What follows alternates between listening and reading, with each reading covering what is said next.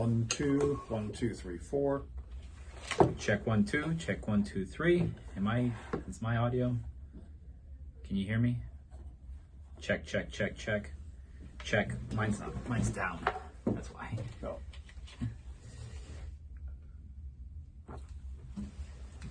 Check, check, Test. check. Can you hear me? You talk again. Check, check, check, check, check. I'm not seeing it. It's not plugged in. Fucking Mason. I swear. That's You almost have to do that though, because check, check, check. There. for some reason, even if you have it turned down, it still shows up. In the... Even when you're just recording with the audio program. It's because people are coming in here. All right, we're good. Recording to the point already. Recording the board. Recording the camera. And now, opening up our guests.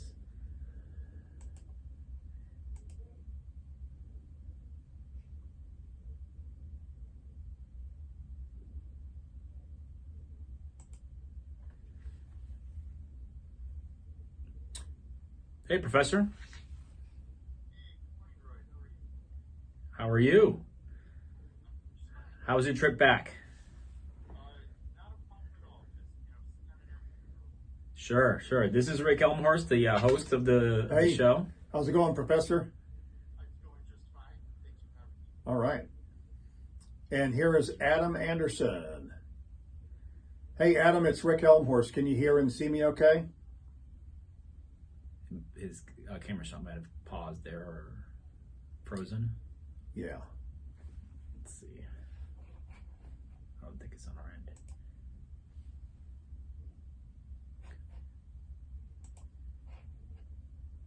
Hey, Adam, it's Rick at Bay News 9. Can you hear and see me okay? Let's see.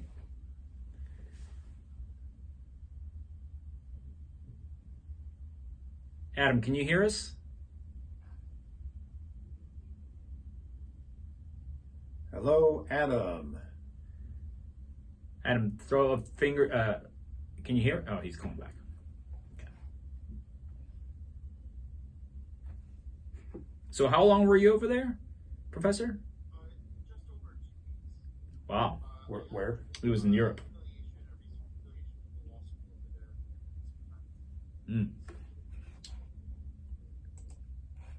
after Thanksgiving, until Saturday.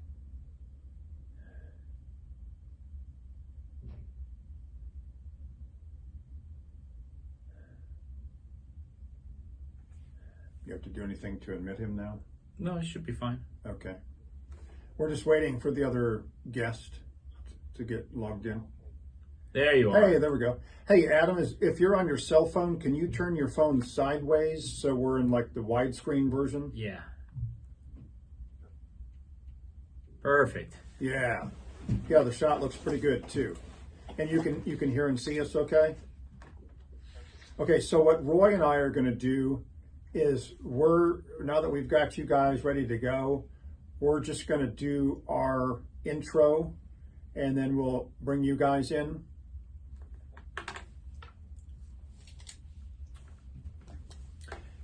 You ready? Yep. Hi, this is Rick Elmhorst along with Roy DeJesus, and thank you so much for listening to or watching this edition of To the Point Already. Roy, this week we're talking about something that I guess you could call a vice. And the reason I say that is not because I'm necessarily personally opposed to gambling or sports betting, but in the case of gambling, it's an activity that consenting adults do, but maybe the rest of society or the government decides we've got to step in and have some laws to protect you for your own good. And in the case of Florida, we've got a constitutional amendment that regulates gambling. The governor worked out this deal with the Seminole tribe to have legal sports betting in Florida. It was approved by the legislature. The Seminole tribe got that thing going, and then there's a lawsuit, and a federal judge says you've got to stop it for now. Correct. And I see it a different way. I see it as this is a trend nationwide that's happening. Yes. So you can either be a part of the conversation or not.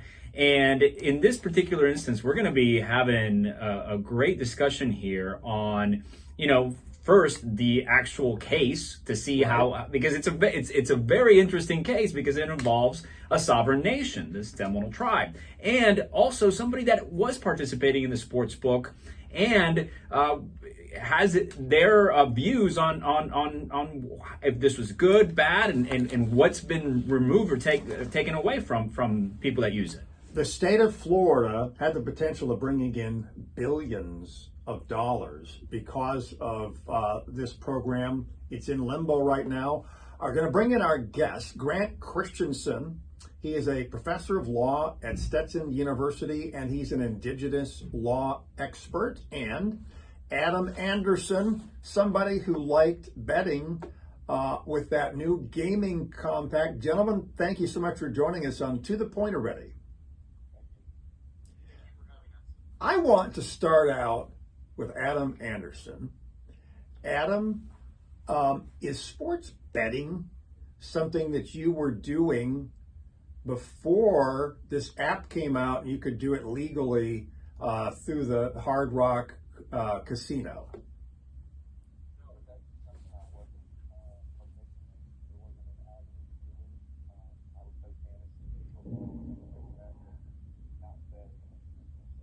So what's the attraction and the fun with doing sports betting?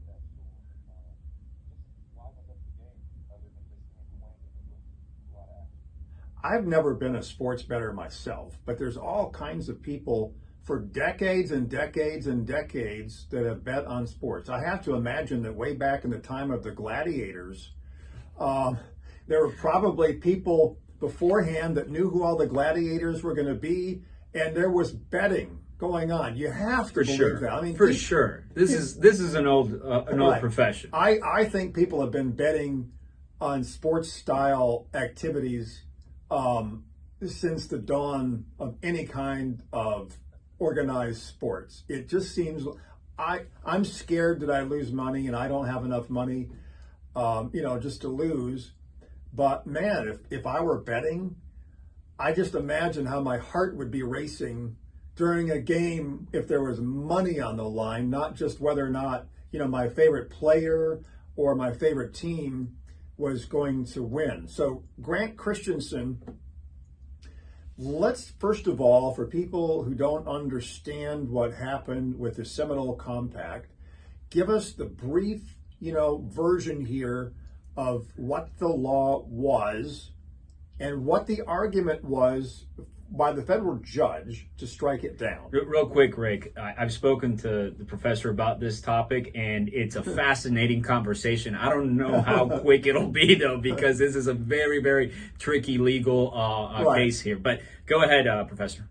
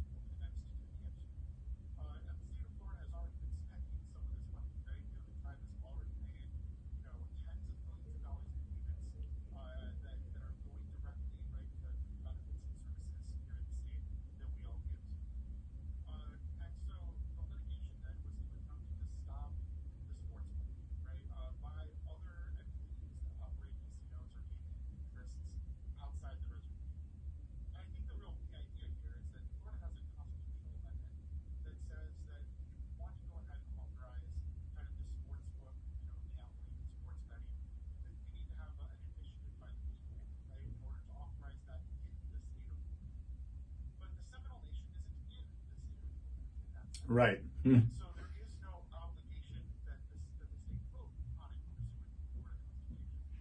And so the legislature saw this opportunity without having to go in front of the voters to go ahead and create an online gambling portal to do it relatively quickly so that they can compete against other states and get a larger share of that revenue. And so the compact was negotiated in November 1st. Okay, but yeah. Yeah, I know. What the fascinating part here to me, and I'm sure you can comment on this, is when you say that the sports book is located on the Seminole property, what that really means is a server. So technically, you've got a server that takes the bets, and it's on Seminole property, but people can be anywhere in the state of Florida and use an app and participate. And that gets to be part of the rub from the opponents is they're like, okay, yeah, sure, the server's there, but the people aren't betting on Seminole property. Aha.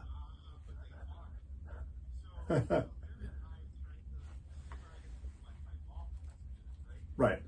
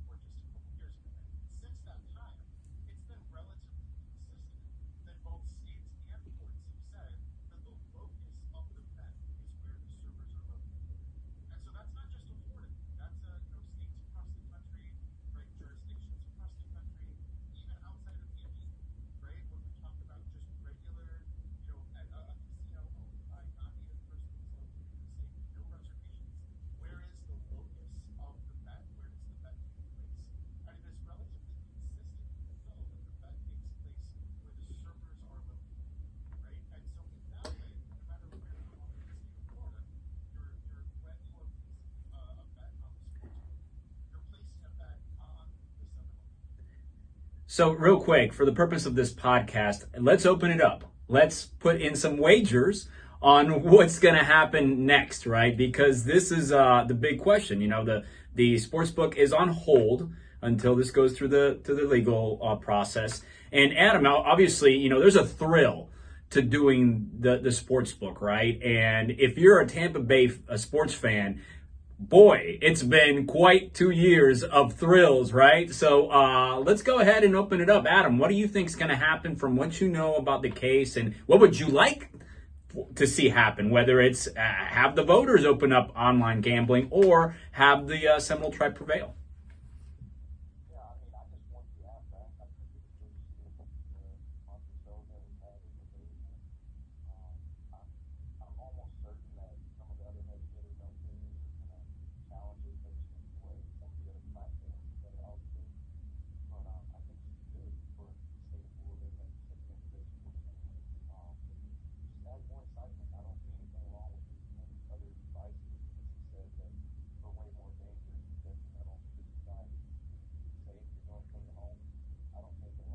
Just as a hypothetical, Adam, last night's overtime win, or the overtime win against the Buffalo Bills, how much would that you think would have garnered?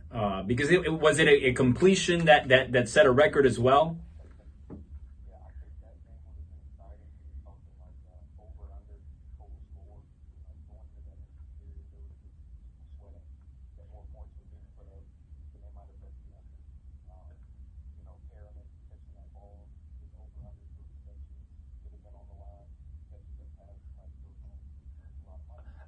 I'm wondering just how sophisticated the apps can get.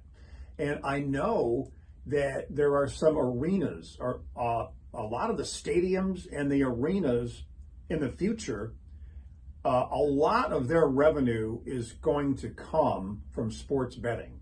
They'll probably have this may not be so much in Florida, but all over the country, there may be an app to where once you're in the arena or the stadium, there's all kinds of specialized betting that you can do real time based on what's happening with the game. You don't have to do it before the game. So there might have been an app program or a thing that said, okay, it's going into overtime. Do you want to place a new bet? And so, like, for the game that the Bucks played with the Bills, when it was going to get ready to go into overtime, I got this gigantic, I didn't have any money on the line, but I got this gigantic adrenaline rush and my heart was beating hard and really fast.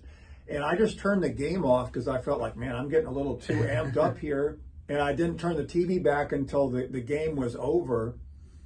But in the future, let's say all of this pans out, it just seems like having an app and a phone in your hand when you're watching a game, it's going to be almost irresistible for some people to place multiple bets even during a game.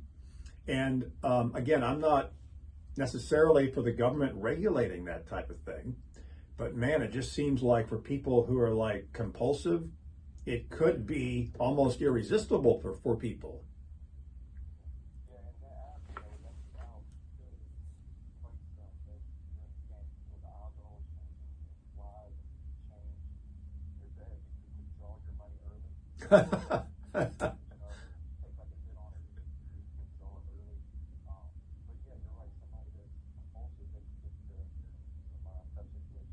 So now for the reality of what's happening, Professor, time is of the essence, right? Because as we've spoken before, there's an interest for the Seminole tribe to have this case resolved rather quickly.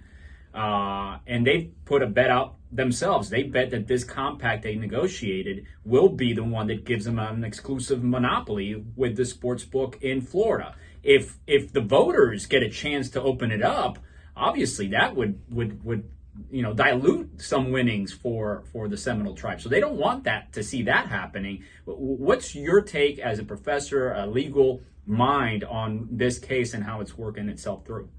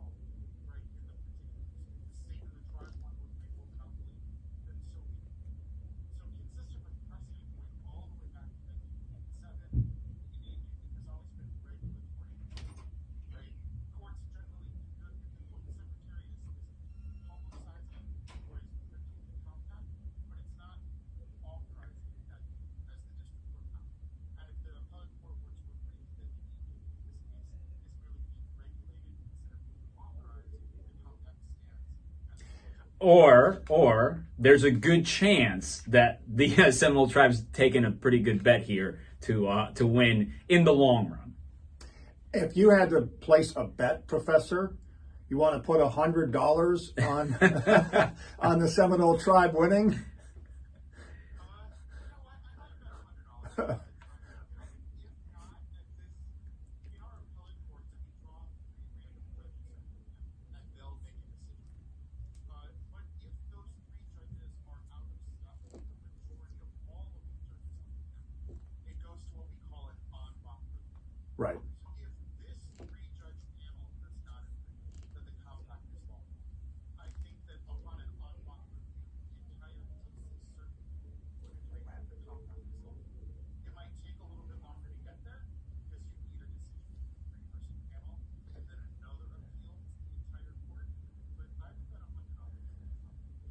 $100. Okay, so here's the final question, Roy. Go ahead. Okay.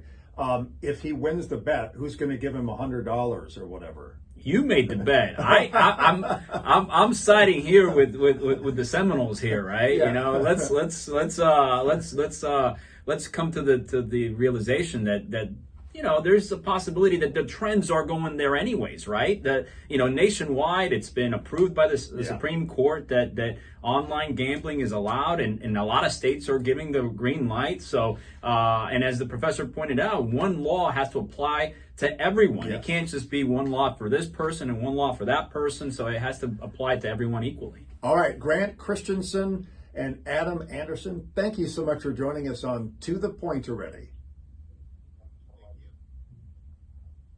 Thank you, gentlemen. All right, have a good afternoon. Yep.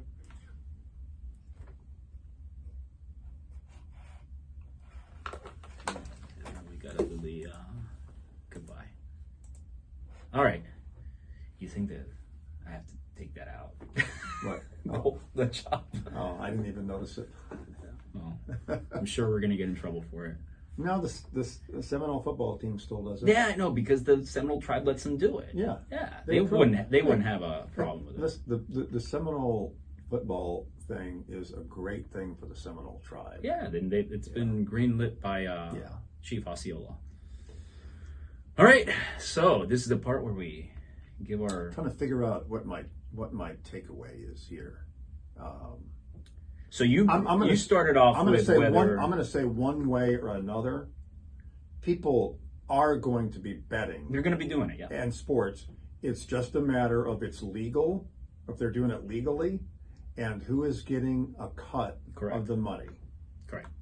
And I will talk about the timing of this. Yeah. You know. This is the Point Made section of To the Point Already, where Roy DeJesus and I are breaking down our thoughts on the podcast, point by point. Roy, my point made here is I think people are going to be betting on sports. 100% guarantee winner on that proclamation there. The question is, are they going to be doing it legally? And if they're doing it legally, who is going to get a cut of the money? Is it going to be the state of Florida?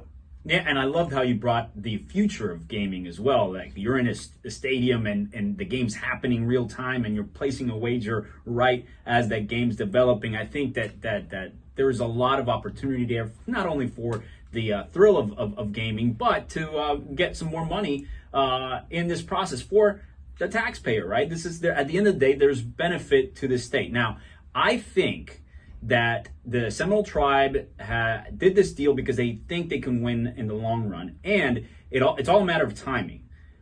If they can get this cleared up within the next 6 months to a year, which I've spoken to the professor about the timing issue, that's what he thinks, and most legal experts think the courts will kind of decide this whole mess with who gets to decide where the wages are placed. Cool.